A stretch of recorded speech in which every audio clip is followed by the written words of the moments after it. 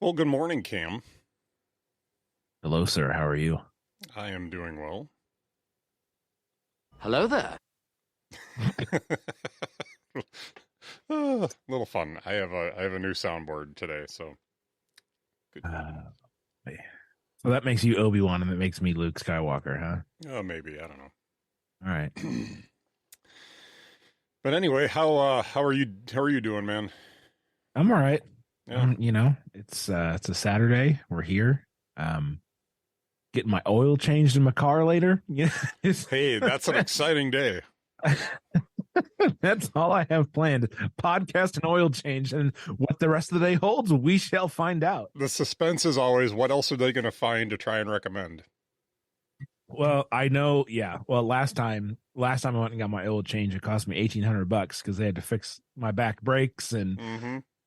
so unless something happened in the last 3 months to my car, I'm hoping it's just going to be, hey, your oil's done. Would you like us to wash your car as well? Yes, I would.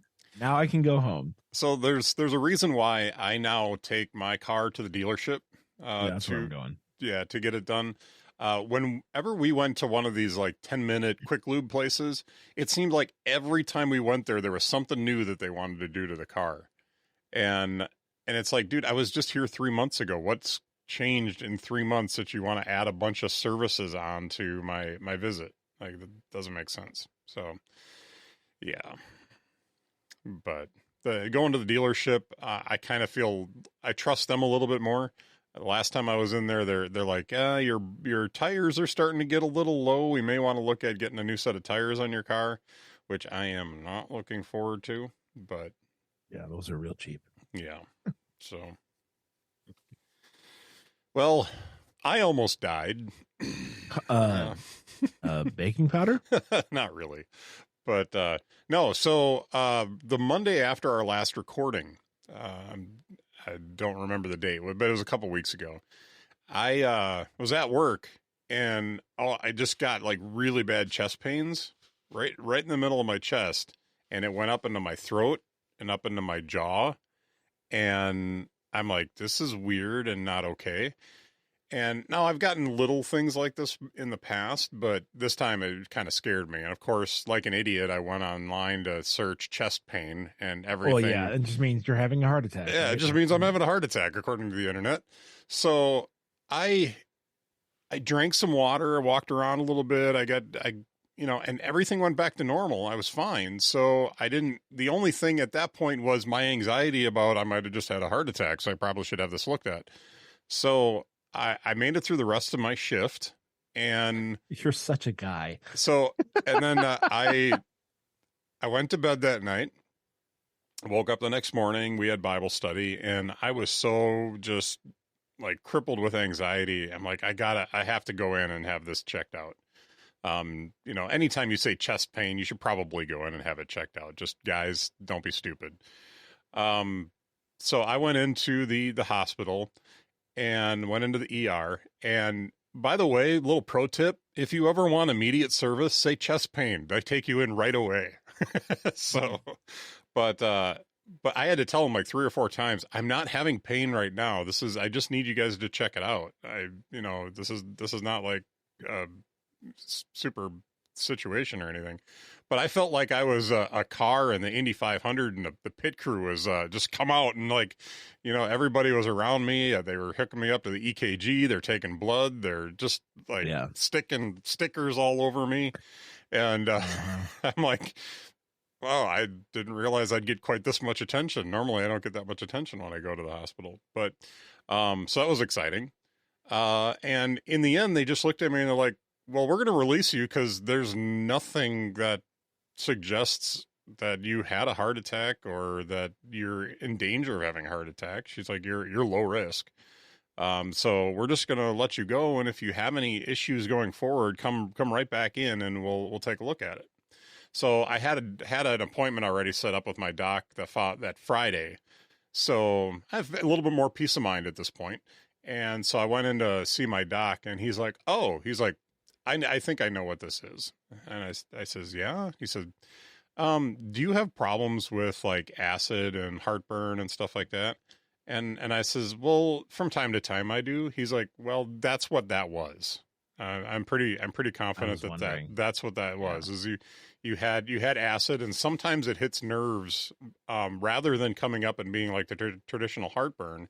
It'll hit some nerves in your chest, and it'll give you chest pain, and it'll go up into your throat and jaw, and that kind of stuff happens. So suffice to say, I wasn't in danger of dying, just being very uncomfortable. So, but it was good to know. I have one very important question. Yeah. Of the EKG things that they stuck on your chest, did you have to shave them off? No, no. Thankfully, I've had to I've had to do that because I was like, oh, I have to just because it was just ripping hair off of my chest. Like, oh my God, I just have to shave it off. no. Thankfully, I have about 12 chest hairs right in the middle, so I didn't have to worry Oh, about it. well, lucky for you, because they put them like in like several different places on your chest, right? So For the EKG. to monitor you, they put like five of them on me. Yeah, I had to But shave all five of them off. So so I had like these rectangle patches just yeah, missing. but that And was it might just happen in summer. So like when I would go to the pool at my friend's house, it was like embarrassing. I was like, don't look at me. stop looking at me. I had to. My eyes are up here, okay? Like Well, the EKG was a whole different story. Like they initially they put like five of them on me to monitor my heart and everything, but when they Mhm. came in to do the EKG, I swear they put like 15 of them on me, Yeah, and I including had including on my feet or ankles. Like it was just weird. I think they had to run like an electric current through my body yeah, to check and see how everything was working. But yeah. but yeah, Yeah. it was quite interesting. So There's like all the wires. I I got stuck in both arms Oh because boy. they had to take blood at two different times during the visit. So yeah, it was fun. We'll call it that at least. All right, but Well, I'm glad you're okay. yeah, me too. So there was one other thing that happened this last week that I wanted to just mention, and I was a little bit excited about was Farago 2 came out. Are you familiar with Farago at all? Yeah, I got it a couple years ago for I don't even remember why. I think I was just in like a Rogue Amoeba get all the things mode, Yeah. like 4 years ago. Um, but tell Yeah. me about Farago 2. So they added a few different things. I would have to look at the like release notes or whatever to tell you everything that they added, but they do have automation in it now, along with Steam Deck or Stream Deck support. So you can now map your sound effects to the Stream Deck. So Nice. which I think is interesting. They added a feature that I thought sounded really silly at first, and then when I started using it, it turned out that it wasn't so silly. You can put emoji on the buttons or on the squares that denote all your sounds. Now, at first I thought it was silly because like why would you need that? That just kind of clutters up the interface. But you know what?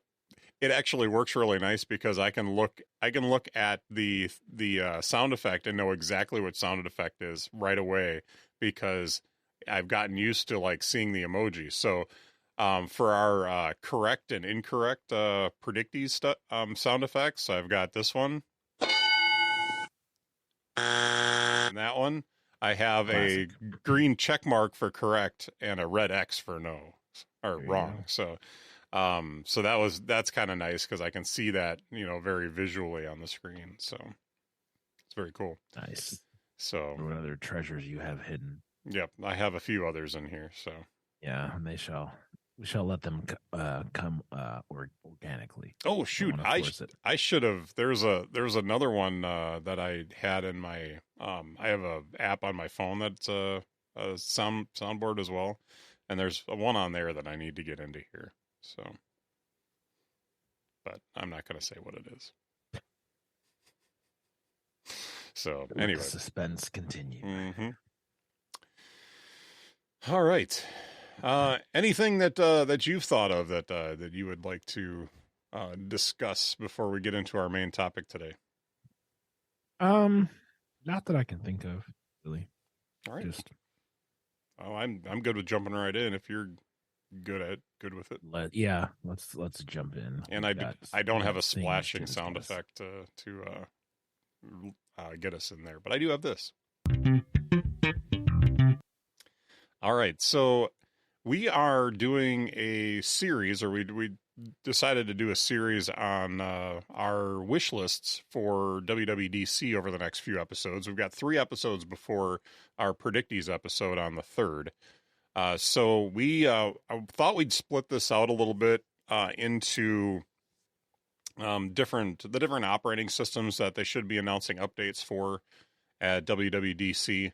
I don't have a list. I didn't add anything in for hardware announcements. There's a couple rumored, but I typically they talk a lot about hardware announcements leading into WWDC and the rumors, and then they just don't happen, or they come out as a press release either just before WWDC or just after, because the software and if we're going to see the VR AR headset, that's going to take up a lot of the announcement this time. So Yeah. so I think it's going to be a pretty quick whip through the different operating systems, but I think there's a couple of them to highlight because there's some interesting rumors coming out right now. And I think for me, the most interesting is around WatchOS 10. Really? Have you not heard any of the rumors, sir? No, I want you to educate me because we were thinking about what our wish list was, and I was like, ooh, WatchOS. I don't know what else they could do.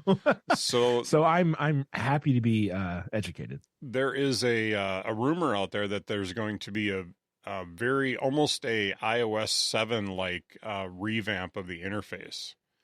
So it could be really interesting. So I thought this kind of ignited my imagination as to what are some of the things that I want to see in a revamped version of WatchOS. And for me, like I think right off the top, we can get this one out of the way. Third-party watch faces would be awesome. Yeah. If I could pay a couple of bucks for a Star Wars watch face, I would be so down for that. And I'm assuming that they'll sell them in packs And they tell you the time in the wrong order, like Yoda. They can do that, sure. 2 p.m. it is. I would love one that was just like a traditional watch face, but in Arabesh. So gosh, you're such a nerd, Mitch. I'm such a nerd. But see, the numbers in Arabesh are pretty easy to decipher because most of them look like our numerals. There's just a couple of them that look a little odd. So,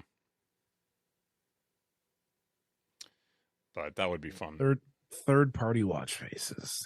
So, speaking of that, what do you think we would be looking at for that? I think it would be interesting if it was just like the Wild West of watch faces, that they just said, "Hey, create whatever you want. Here's a watch face kit to create." That's such a dumb name, but they're probably going to call it that. Or face kit. Yeah. But or maybe dial kit. That would be interesting if they called it dial kit or something like that. Anyway, but I think I've heard talked a little bit about if we got third-party watch faces, what would that look like? And I've heard everywhere from create whatever you want to, and obviously there's some issues that they would have to approve your watch faces because you can't just use like licensed stuff in your watch faces that you don't own. So there's that consideration in there. If it's not hard to put it together a watch face, maybe I'll put together an interdialogue watch face just for the kicks. But I would have to look at that and see how hard that would be. But there's also been talk about literally like anybody could make their own watch face by just going into like the watch app on your phone, and they would have just pieces that you could put together your own watch face, whatever you want on it, as clean or as cluttered and ugly as you want it. And Yeah. the problem with that is I don't know how that would work for um how that would work for actually making unique looking watch faces, because I think it would just giving me a few tools to make a watch face wouldn't be as much fun. But what are your thoughts? Well, I mean, it seems like, they've given us the ability now to like customize our home screen with widgets and our lock screen with, the the different fonts, and you can put different things in very specific areas, which shockingly feels like a watch face for your phone, right? The different areas that you're locked into. Um, so my assumption is I don't think they're gonna go from nothing to everything. I think the step in between is going to be developers can provide watch faces before we get to you can create your own. Now, I'd be happy to be wrong about that, but like Apple's history tends to be not 0 to 100, but there's one or two or three steps as we get to the full customization. But we're also far enough along the lines with different ways to customize, shortcuts and automations and stuff on your phones and your iPads and your Macs and all that sort of stuff, that I wouldn't be surprised if they sped that process up on the watch. But I'm gonna go with history and say there'll be a step between complete anyone can make one to where we are now. And my guess would be that they open up the watch faces to developers. And I guarantee you, Carrot Weather's been sitting on 4 different ones for the last 2 years, waiting for their opportunity to have their own watch faces. And not just them. I'm sure many other developers as well. But Carrot Weather is always just on top of everything when it comes to new features. Um, Well, so I know underscore David Smith has a bunch of them that he uses himself, yeah, and I think he's like it wouldn't take much conversion to change those into a official watch face and sell it on the App Store. yeah, watch face plus plus. Hmm. So yeah, I mean, I'll be interested to see what happens, but side with history here and say they're going to slow roll it. Yeah, they were talking about I can't remember what podcast it was I was listening to, and I got this idea as they were talking about it. Uh, they were talking about how you could have contextually aware complications. Mm. So you could, much like focus modes work, Mm-hmm. you could have a watch face where let's say a modular watch face, you have the large complication in the middle, three complications on the bottom, the one next to the clock. As I walk into work, then I look at my watch and all of a sudden the complications on my watch change to something else. Now we can kind of do that now with just creating different watch faces, but I think that to have like a large watch, the large complication in the middle, have that just flip to something different. Say I want the weather on it when I'm outside of work. And then when I get to work, maybe I want to be able to have the now playing widget on it, or the now playing complication in there. And it's just automatically changes to that. So I think that's an interesting idea.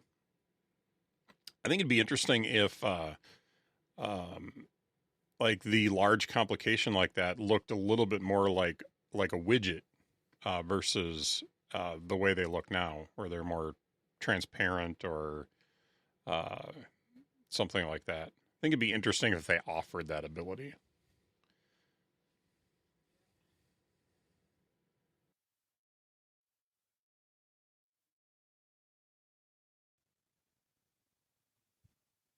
Yeah, um, I would have to see what the design looked like. Like what I don't want is for them to over design the watch faces.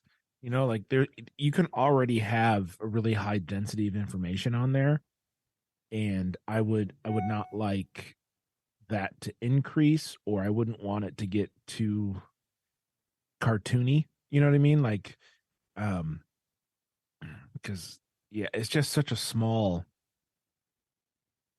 space. Like, I feel like less is more sometimes, but that's also personal preference.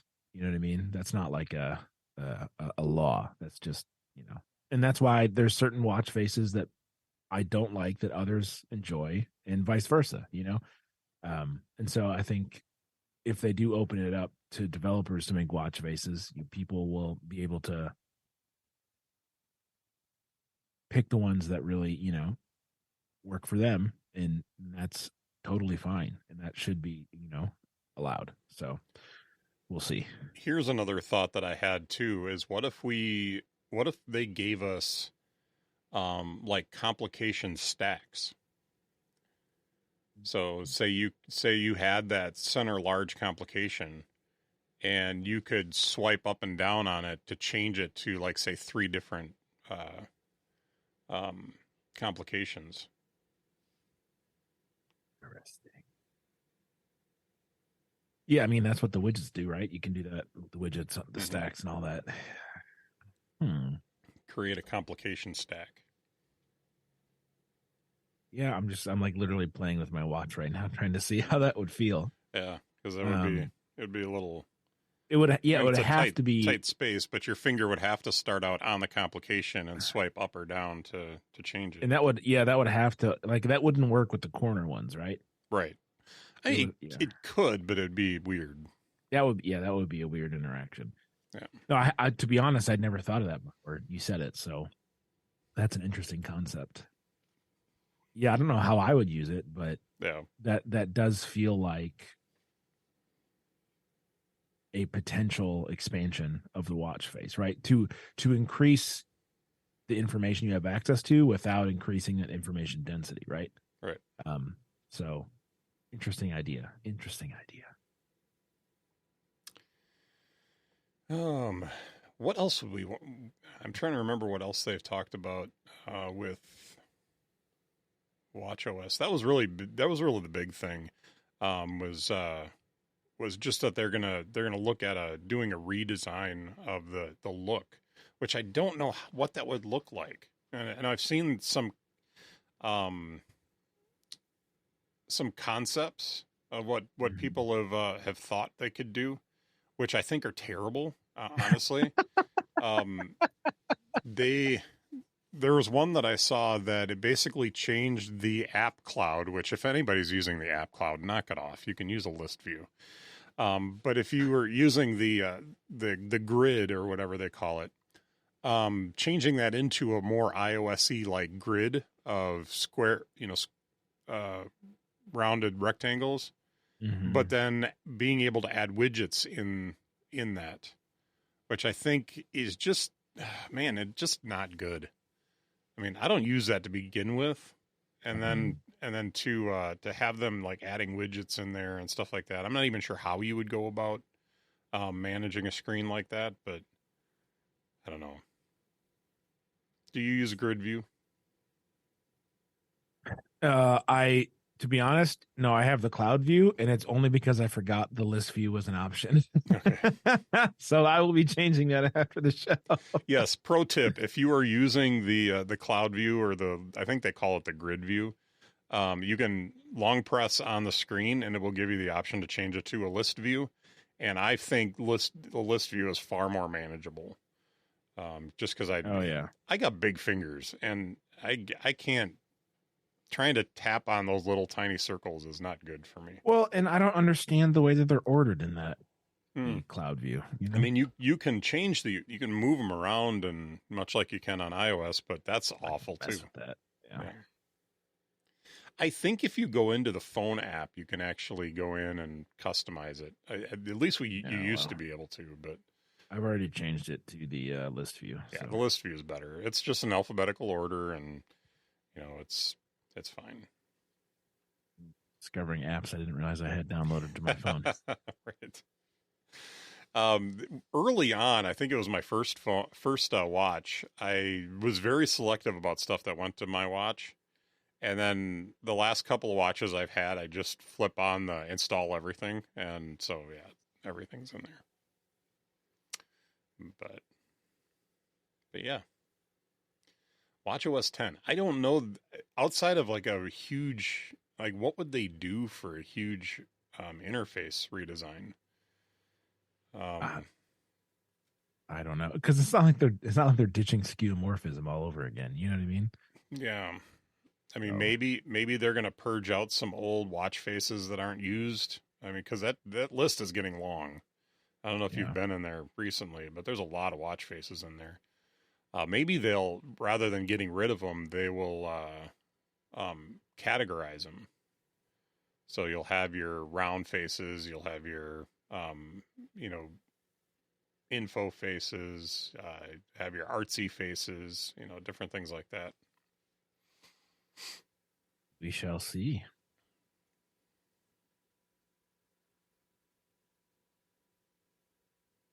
Yeah. I mean,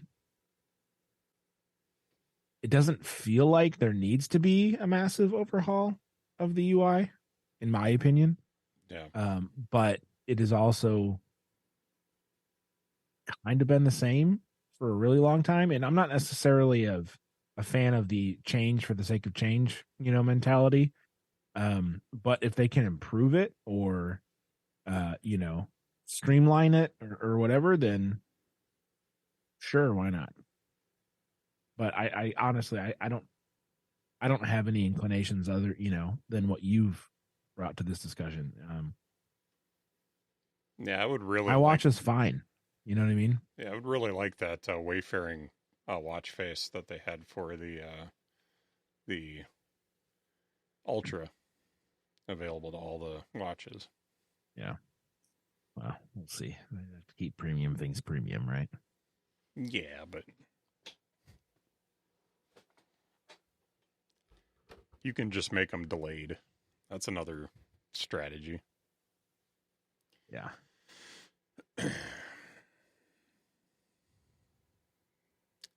So we'll go to the equally as exciting OS to talk about, Oh, I have way more to tvOS. talk about Do on you? this one. Oh Okay. yeah.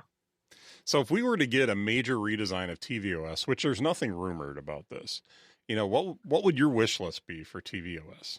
Gee, let's see. What have I been saying for the past 2 years that I want on tvOS?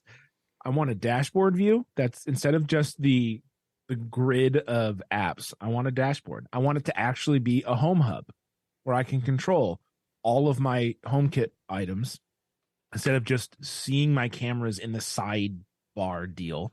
I want an actual dashboard that shows me like the weather, upcoming events on my calendar, my HomeKit stuff. Like, oh, you might be interested in like the options for that sort of stuff. Widgets that I can have on my TV that show me what I want to see when I want to see it. Right.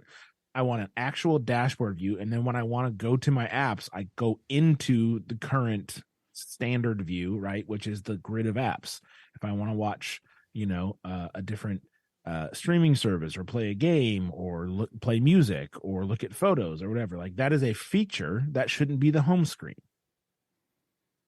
So that's what, and then I want, like I said, I also want it to be an actual home hub. They call it that, but it's not because your cameras are you have to like go to the weird slide over sidebar thing, navigate to the home icon, and like, oh, here's your two cameras. Well, great. I also have a bunch of lights that I can't control from my home hub, which is you can't call it a home hub if you can't do basic things. Like that's such a stupid title. And I get that it's a home hub in the sense that like they all communicate with it, but it should also be a home hub by way of interaction. It's the Hmm. biggest screen in my house. Why can't I interact with all of my HomeKit items on it? So that's what I want. And I've wanted it for 2 years and they haven't done anything remotely close to it. And it's dumb. It's a dumb home hub and it should be a smart one. Yeah, and I think along with the idea of a dashboard, I think it'd be really neat to have um, third party widgets as part of it. Yeah. That Open it up. I think you might see a few more developers adapt their apps to something like, say, Carrot Weather Mm-hmm. creates an app that doesn't do a whole lot outside of offer you widgets to put on your dashboard. I think that could be a really neat option. So the only problem I can see long term with something like that is burn-in on some of the screens. Because to me, like if I'm going to put that up there, I want it to stay up there for a while. I don't really necessarily worry about burning on my TV, but a lot of the new OLEDs and stuff like that deal with burn-in, and I would be a little concerned that that could happen on those TVs. But Well, and that's where you have the screensaver pop up, right? mhm, Like so after 5 minutes of inactivity, the screensaver pops up like it yeah, does. And that's moving. You know what I mean? Like hmm, so there's ways around that for sure. Um, but yeah, I think there's a lot of opportunity. And I just honestly I don't think Apple cares about tvOS. it Like I hasn't really felt don't. like it. I really don't think they care. Like they've mentioned in the past, like, oh, we're making, new inroads on the home and in the smart home and HomeKit automation. And they like at one WWDC, they had this big house that they built with different people in different rooms and all this stuff, and nothing freaking changed.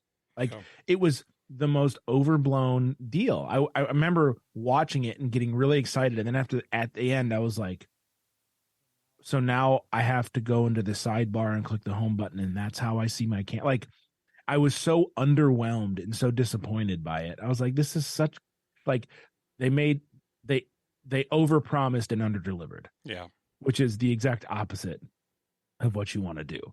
Um so and I realize I'm getting way too like upset about this, but like it's such an untapped system that could be so much more than it is. It's a huge opportunity for the company. Exactly. I think that And for me, there's been so many products, so many we'll we'll throw in movie franchises that had huge opportunities to do things, and and it's I mean this is the Jar Jar of Apple, you know. It's like you and I say that because for me as a Star Wars fan, when they released the prequels, the reason we were so disappointed about them is because there was so much opportunity, and it just felt like Lucas dropped the ball. He was focused in other areas, and I think that taking that to looking at Apple, there's certain platforms that it's like you have so much opportunity to create something that people will love, and yet you just kind of let it coast. yeah, and with to carry on with what you're saying with the coming headset, all of their attention is there. So I guarantee you tvOS 17 is going to be a disappointment to me. Yeah. I'm not going to get what I want, The question you is, know. are they even going to talk about it? They didn't even talk about it last time, right? I think there was a reference made to it, if my memory serves, But but like yeah, they it didn't. is it There is the wasn't anything redheaded major. stepchild of all of their systems, right? Like it's there, it's good enough, right? Hmm. And like it good enough? Yeah, it's fine. I use my Apple TV every day. It's fine. It does what I need it to do.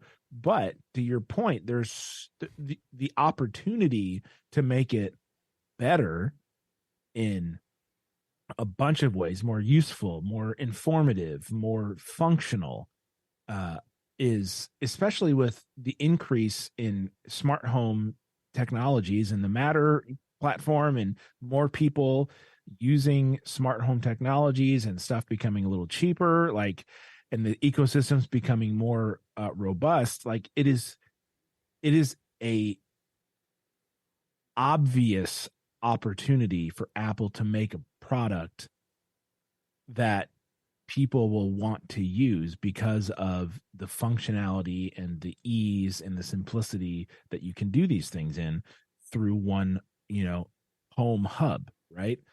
And I just, again, going on the history of tvOS and how Apple's treated it, it might be 5 years before we get what I want. You know what I mean? Well, here's my question with this. Now, let's first off let's settle one thing.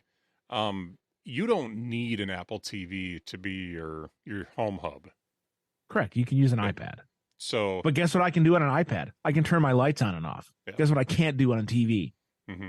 Turn my lights on and off. So Run scenes and automations. I can't like it's so the fact that they're both called home hubs and have unequal functionality is stupid. So the question, I can go out and buy a Roku streaming stick for $25, $35, depending on if it's on sale. I've seen them for as low as $25. And if I go into Apple and I want to buy a Apple TV right now, what is that running? About 130, 150 bucks? Probably. I haven't checked Yeah. in a while. So the question is, why do I spend $150 on an Apple TV over the Roku TV? Right now, there is no reason other than you want the Apple product. That's the only reason. Mm-hmm. I mean, can you get Apple TV Plus on a Roku stick? That might be the one thing. Mm-hmm. You can? Yep. Yeah, then there's no reason to. The None thing whatsoever. The difference is the Apple TV app on the Apple TV brings in your other streaming services. So, Disney but not Plus, all of them, only the ones that work with it. So yeah. So if you got Which Netflix, is a whole nother, you're never going to have that in there. Yeah. But Apple TV Plus works with it. Hulu works with it. There is Spectrum, which is one that I have because that's who we have for our cable.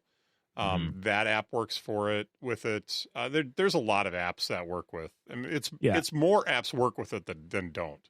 And the only other thing would be Apple Arcade. If you're really into Apple Arcade on your Apple TV, which I don't think many people are. Terrible experience unless you have a controller to play with it. Yeah. So, So the difference, what I'm trying to say is the difference with the Apple TV app on the Apple TV is that you have more things, more information that's feeding into it. So it acts a little bit more like a hub for all your TV watching, where if you have the Apple TV app on the Roku, it's just so you can watch the stuff that you've either subscribed to on Apple TV Plus or stuff that you've purchased in iTunes or the Apple TV app. And I would be really curious to know how many people use Apple TV as their viewing hub. I don't. I only go into Apple TV if I'm watching, Ted Lasso or whatever show, right? I don't use it as my TV guide. Like if I'm going to watch sports, I go to YouTube TV, right? If I'm going to watch a Netflix show, I go to Netflix. If I'm going to watch something on Prime, I go to Prime. I don't. And maybe it's because I got the Apple TV early enough that sort of muscle memory is ingrained in me because Apple TV Plus came on way after, but I don't use it as that sort of, interaction. And I'm curious how many people do. So my TV watching falls into two buckets. I have cable TV.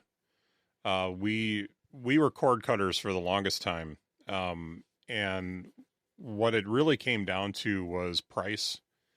To have a Hulu subscription, have a YouTube TV subscription to get live TV so we could watch sports was ridiculously expensive in comparison to if I just subscribed to cable, and it actually brought my internet costs down.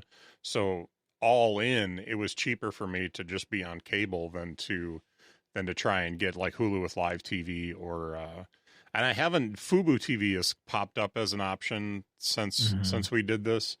So I'm not sure if that would actually be a reasonable option for me. I would have to go price that out, and I haven't done that. But so we have the one bucket of our cable TV, so we have everything that's on the DVR that we can watch and stuff like that. So we have access to a lot of TV watching that way. But then you have your Disney Plus stuff, your Apple TV, Apple TV Plus content. Occasionally we will subscribe to HBO Max for a short period of time, just to catch up on a few things and then cancel that. This doesn't I don't watch this on my Apple TV just because it's more convenient to do it on my TiVo box. But we did subscribe to Netflix for a month, and then we re-upped it here as it expired because we're in the middle of watching Lost in Space, and we both Mm. wanted to finish it. So, which is a very good series, by the way. But as far as my Apple TV viewing, I pretty much go into the Apple TV app and look and see like what new shows that I have. I don't typically go into like the Disney Plus app and try and find new shows because the shows that I watch are in the Apple TV app, and Mhm. they're connected to the Apple TV app. So if I've got new episodes, they show up there, and it's just a little bit more convenient to pop in there and then click on the episode. And occasionally it gets a little weird, but otherwise normally it's good. So it's not. I wouldn't say that it's a TV guide, as you put it. But it does make it a little bit more convenient if I've got a new episode of a show to watch, just to click on the little button in the Apple TV app, and it takes me right to the app that I'm going to watch it in. So one thing that came up, and this actually makes me think that they're not going to talk about the Apple TV at all at WWDC, is have you heard about the Quad Box this last week? Mm-mm. So the Apple TV app now allows you to watch up to 4 sports uh, um, feeds at once. So it splits up your TV into up to 4 boxes, Yep. so that you can. It's basically they're adding it for MLS. Yeah. Um, but there's some talk that they might. Most of it is just wish list kind of stuff.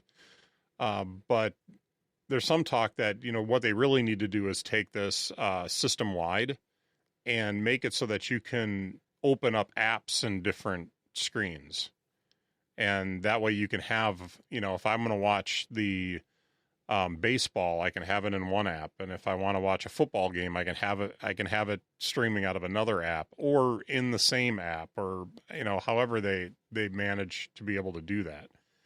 But to be able to have true picture in picture, true side by side video or split view video, Mhm. that sort of stuff with everything that's available to watch on the Apple TV. But the flip side of that, and the thing that concerns me, is that they would need the streaming networks to partner with them to make that available.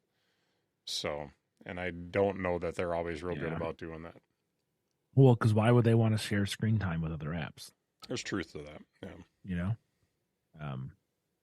But and But so there, yeah. So the quad view YouTube TV had that for the NCAA men's NCAA tournament. I don't know if they had it for the women's tournament or not. mhm. But like that is not a viewing experience that I enjoy. I know some people like it just so they can keep up on stuff, but like if I'm watching a game, I'm watching the game. I don't want to Mhm. know, other stuff. And like I get the use cases for why that's appealing to people. But I like, do I want to? I don't know. That's like a system wide feature. I'm trying to think how I would use that. So Does it get me closer to my dashboard that I want? Kind of, sorta, yeah. but like if I'm like, again, if I'm watching a game or I'm watching a movie or I'm watching a show, like that's what I want to watch. I don't want to Mhm. know what the weather is or what my calendar is or control my home kit from my TV while I'm watching a show or a game, right? Yeah. So if I could So have quad view that mimicked the dashboard I was after and then dive into, what I want to do, then will I take it? Yeah. Is it the end product that I want? No, but is it darn good step towards it if I can get, you know, different information on my screen. so the argument that I have for this, Jason Snell talked about this a few times over the last week, is this idea of being able to have multiple games up, and then whatever game you have selected, you can click it and it'll bring it full screen. Yeah. and then you hit the back button and it goes back into the quad view. And then Mhm. you can change the one that's selected on the screen, and that's the audio that you get, whatever's selected on the screen, and then you Yeah. click into that one to watch it. This is my argument for this: is if I'm watching a baseball game and there's a football game on, because it happens every once in a while that they're on at the same time. Um, I can go into just like a split view screen. I've got two games running, and then this game is starting to get exciting, so I zoom into this game and watch it. But then it goes to commercial. Oh, and now I want to go check the other game. Zoom out, zoom into that one, check it. See what's Mhm. going on in that game. Then zoom out to the split view. And just be able to move really seamlessly between the two games, without a lot of trouble. And you're never really losing one over the other, because it's like, okay, oh, it looks like, the Packers are in the red zone right now and might be scoring. Let's zoom in and watch that. And then they score and they go to commercial. So now you zoom out and go back over to the Brewer game and see, what's going on with the Brewer game. Oh, Yeah. nothing's going So on. I totally get that. And I think one of the reasons why this doesn't appeal to me is I rarely watch sports live Okay. because I want to skip all the commercials. I want to skip the halftime or the quarter. I don't care. I don't want to be distracted. If I'm watching the game, or like I'll start the game when it's at halftime, but I Mm-hmm. start it at the beginning. So by the time I get through all the commercials, I catch up with like 3 minutes left to go. You know what I mean? Mm-hmm.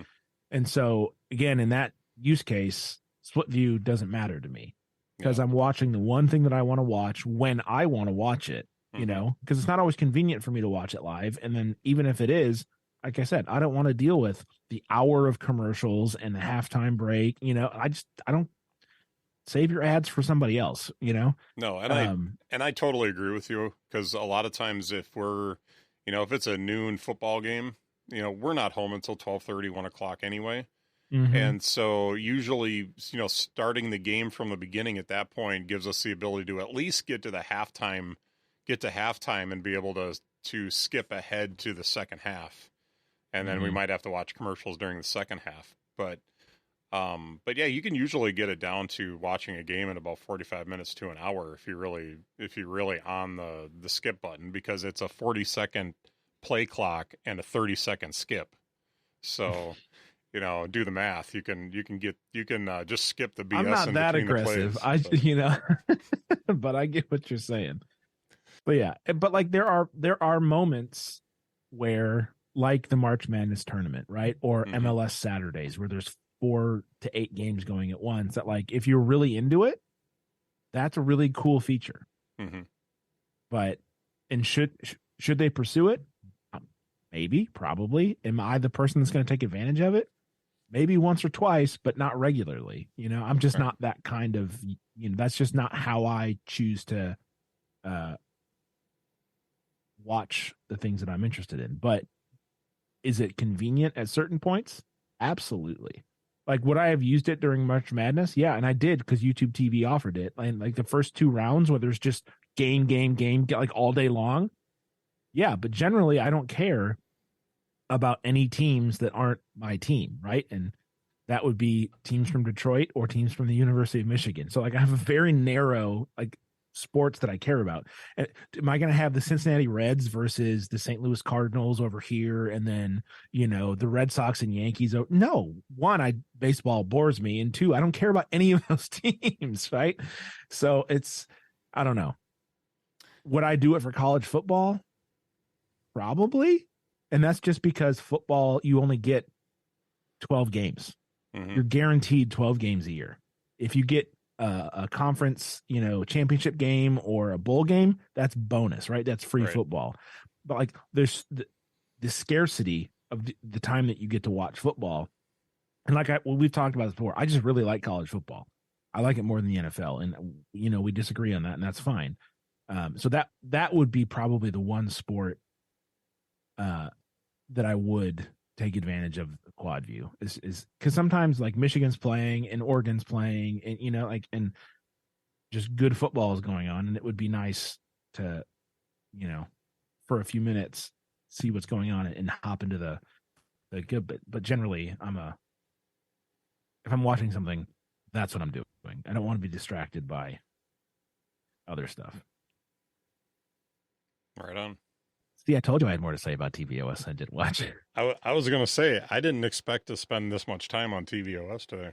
Dude, I'm telling you, man, there's such an opportunity to make it a much better system than it is right now. Yeah, I think and we barely scratched the HomeKit stuff, but I've beat that horse to death multiple times in previous episodes, so yeah, I won't do it here.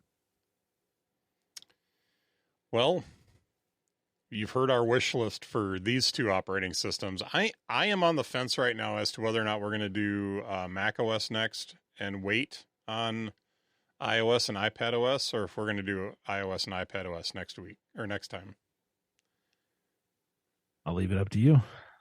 All right. Because I'm thinking that maybe a nice finale to our series of wish list episodes is to do iOS and iPad OS last. So I'll just have to wait and see. All right. What Mitch decides. I think I'm calling it. We're gonna do Mac OS next time. Talk about All that. right. So you got 2 weeks to get your Mac OS wish list. I've already got a couple of things that I've been thinking about. So, and I would really love to see. So, all right. All right. Well, are you ready to be delighted today? Yes. All right. What's delighting you today, Cam? Playoff hockey and playoff basketball. Yes. Because they finally care if they win or lose. You know, that's baseball's like that too. I get it. I know. Yeah. Mm-hmm. But they actually play defense, and but I'm talking mainly about the NBA there, right? But playoff hockey, man, is just, it's a powder keg, dude. They're just waiting for a reason to blow somebody up. It is so intense. It is 10 times more exciting. Yeah. Oh yeah, for sure. I went to a Wings game. Back in, I don't know, 2 months ago maybe. Met up with some old college buddies, and did dinner in a Wings game. And I was like, man, I forgot how much I missed hockey. I lived in Kansas for 8 years, and hockey's not a thing there. It just doesn't exist. Kansas. Which made it impossible to watch the Red Wings. You got the one NBC weekly game. It was the only hockey I could get out there. And so I just kind of forgot how fun and enjoyable hockey is. And so going back to the Wings game, I was like, oh my gosh, I have missed this so much. And that was just a regular season game. But man, just I was watching the Lightning and Leafs the other night. I was like, I don't care for either of these teams, but playoff hockey is just a blast. Mm-hmm. I mean, it is just intense, and they're just after it, just go, and fighting for everything. And I was like, man, this is really fun. And Minnesota Wild are up 2-1 over the Dallas Stars. Ooh, it's the new Minnesota versus the old Minnesota. Yes, I like sir. it. Yep. I like it. It's exciting. Yeah. The Red Wings did not make the playoffs. Let's just get that cat out of the bag. And they didn't deserve to. So it's all good. But yeah, it's just I don't have a dog in this fight because my team's not in it. But am I still watching the NHL playoffs? Yes. Because it's just fun. I really like it. And I'll catch a couple NBA games here and there for specific teams. But I like seeing people that are really, really good at what they do actually give 100% the whole game, which you don't get in the regular season. And I get it. It's a long season. You play a ton of games. You're a person but now that it's win or go home, I love seeing them elevate their intensity and their care, their willingness to dive for loose balls in basketball or make the extra effort in hockey to forecheck. It's just, okay, this you have the best players in the world playing or trying to play at their highest abilities. Hmm. It's really fun to watch. And you rarely see people take plays off in the playoffs like you would in the right to catch their breath, right? Hmm. Because it matters now. Win or go home, you know? And so I love the added um sense of urgency that playoffs sports provides. So Yep. I enjoy Definitely it. way more exciting and a lot more fun to Mm-hmm. watch. Yeah. So, What about you, sir? What's so delighting you? there was something I wanted to talk about today. That my co-host says I've only seen This is three the part episodes where so Mitch far. throws Cam under the bus for not being up to date on a certain show that starts with M and ends in Andalorian.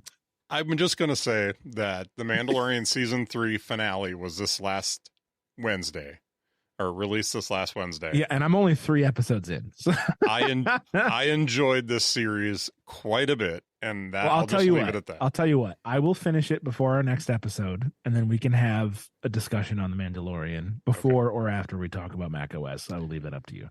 But because my co-host ruined my what's delighting me today, I decided I needed to pick something else. And there is another show that has been really catching my attention, and it's on Apple TV Plus, and it is called The Big Door Prize. This sounds like a bad game show. So the premise of the show, now understand, I think that this is based on a book, and it must be of the same name. It's not a book that I've heard of, but the premise of it is that this machine shows up in the local store of this small town, and it's called the Morpho machine, which they explain in the show. I'm not going to go into it, but this machine can tell you what your life's potential is. So like all these people in this town, it's like $2 and they can go in and find out what their life's potential is. And it is such an interesting, I stop short of calling it a psychological experiment because it isn't actually an experiment, but this idea of like, how do people react to finding out what their potential is, and how people are so different about, like, one guy finds out that he's met his potential. One guy finds out that how disappointing that must be. yeah, and then another guy finds out that he could have met his potential, but there was something that kept him from being able to do that. Actually, there's a couple of different cases like that. There's other people that like changed their life when they found out what this machine told them their potential was, because they're like, I gotta go do this thing. And I'm trying to be spoiler free about this because I really want Cam and I want the listeners to go watch this show, because it is such an interesting show, as they show you how something like this could be so disruptive Mhm. to this small town. And one thing that I thought was interesting, and I don't think I'm spoiling anything here because as of the episode that I watched this last week, I'm up to date on it. So, but in this last episode that I watched this last week, the the high school basketball team is sitting around and they're talking about what they got from the Morpho machine. And the one guy looks at the rest of them and says, well, if this is my potential, why should I care about this? And all the guys are like, yeah, like, why should we care about playing basketball if we're not going to be able to, like, go into basketball and be stars in basketball? And they're all just kind of like, well, maybe we should all quit, and so it's kind of interesting how it kind of just sucks the air out of people's dreams and hopes, and and encourages other people to have dreams and hopes. Mhm. And so it just, like, just how everybody reacts so differently is just fascinating. So, and Yeah, the story's really good too. So, that sounds interesting. I'll have to check that out after I finish The Mandalorian. there you go. Have you seen the ads for the Monster Factory documentary? No. Okay, so this is another one. I'm going to warn anybody who watches the show, there is a ton of cussing in this show. Really, everything else is pretty tame, but there's a ton of cussing in this show. In the Big Door Prize or the Monster Factory? In the Monster Factory. No, the Okay. Big Door Prize is actually there's stuff in it, but it's not terrible. But the Big Door Prize, I'm sorry, the Monster Factory is a documentary series about the Monster Factory. This gym in Philadelphia that is responsible for creating a lot of WWE and AEW stars, wrestling stars. Mm-hmm. So it kind of they kind of go through and they tell the story of these different people that are currently in the Monster Factory, and they're like how they're training, what they're training.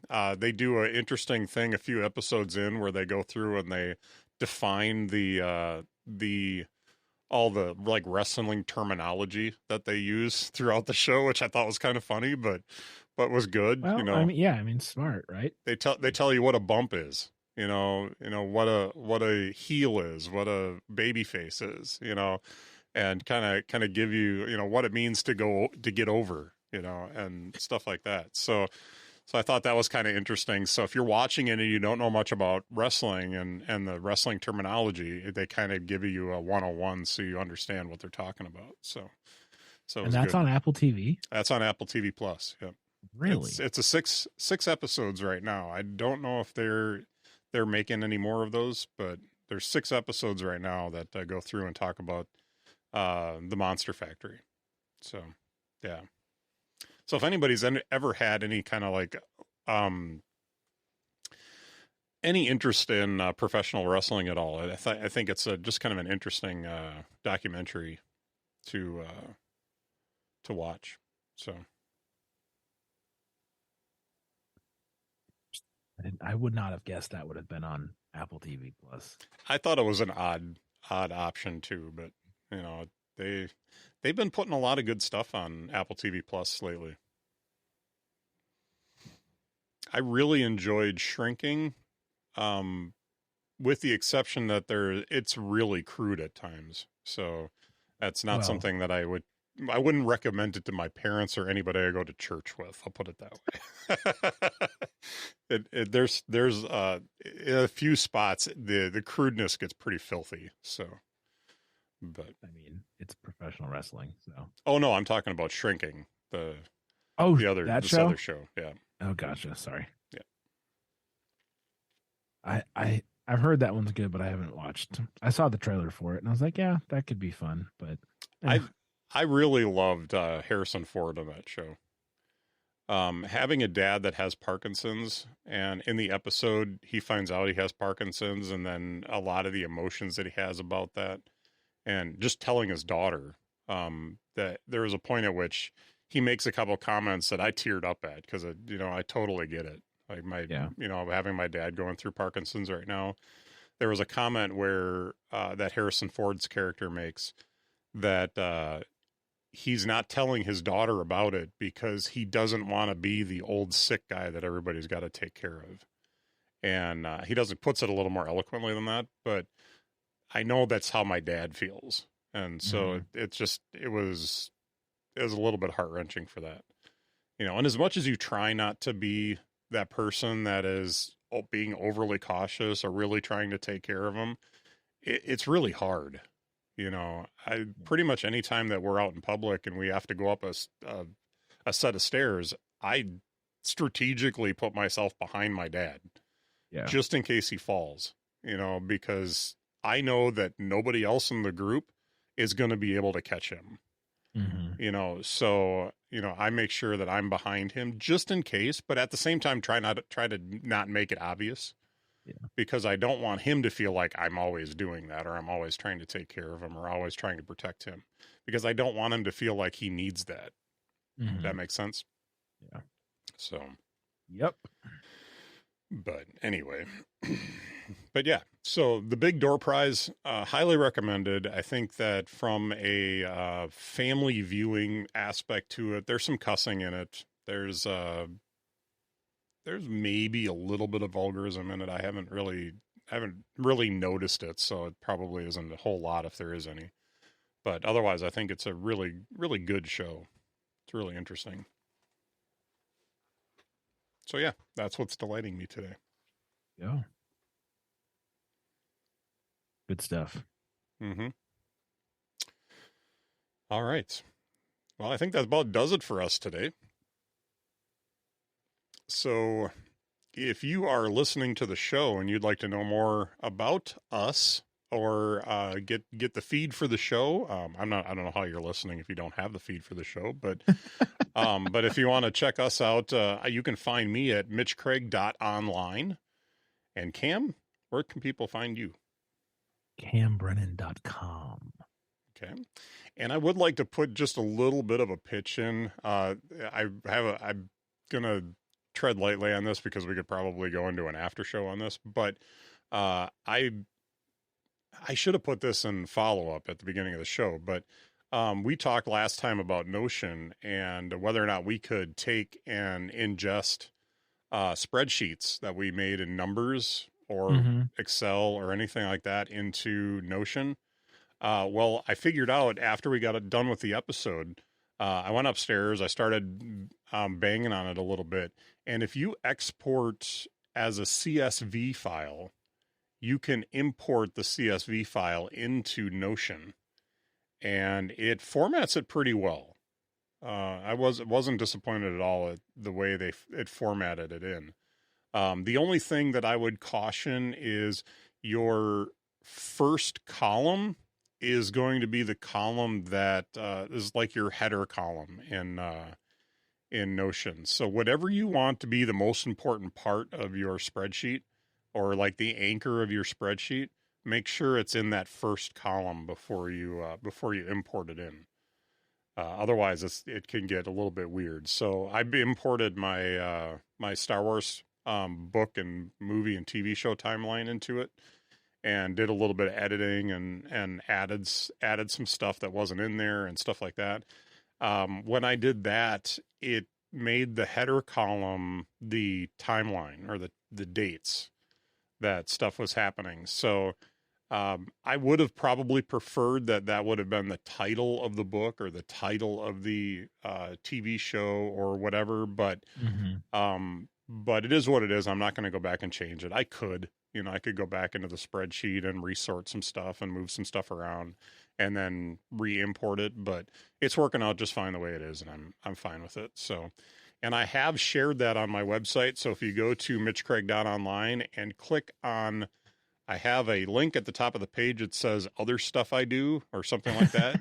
just click on that and it'll pull down a little list and you can find my, my shared Notion document for that right there. Very good. So very cool. Still loving Notion. It's so good. I'm happy for you. Yeah. All right.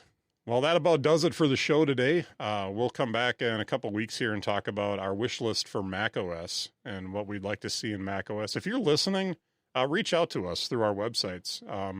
I think my Mastodon is on the website. And is there a real quick way that they can get a hold of you, Cam?